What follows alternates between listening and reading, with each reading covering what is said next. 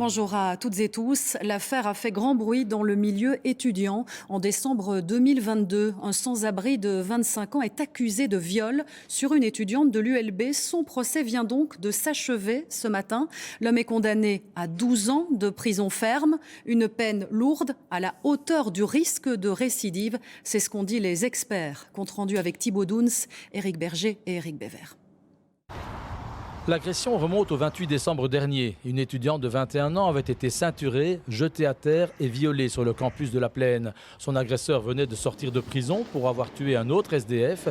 Il y est retourné depuis lors et il y restera longtemps après la peine prononcée aujourd'hui.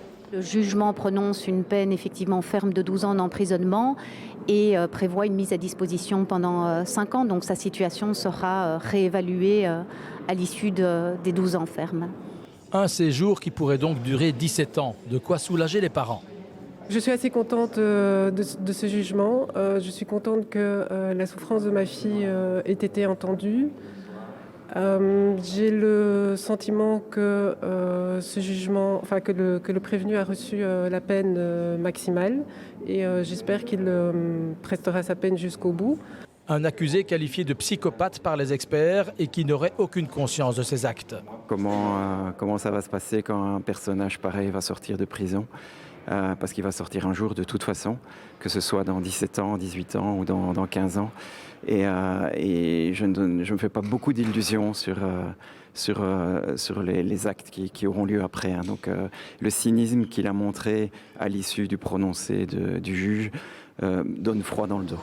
L'ULB s'était porté partie civile, estimant son image salie par le violeur, mais le juge ne lui a pas donné raison. Pire, les parents lui reprochent un manque de sécurité sur le campus. Les caméras de surveillance qui ont permis d'identifier le prévenu, c'est des caméras de surveillance du campus, pas de l'ULB, mais de l'école européenne. Donc ça montre bien que l'ULB n'avait en fait aucune mesure de sécurité pour prévenir ce genre de fait. Je pense qu'on n'en a pas terminé avec ça. Les parents pourraient attaquer l'ULB au civil, sans parler d'un éventuel appel du condamné. Bref, on n'a peut-être pas fini d'entendre parler de cette affaire.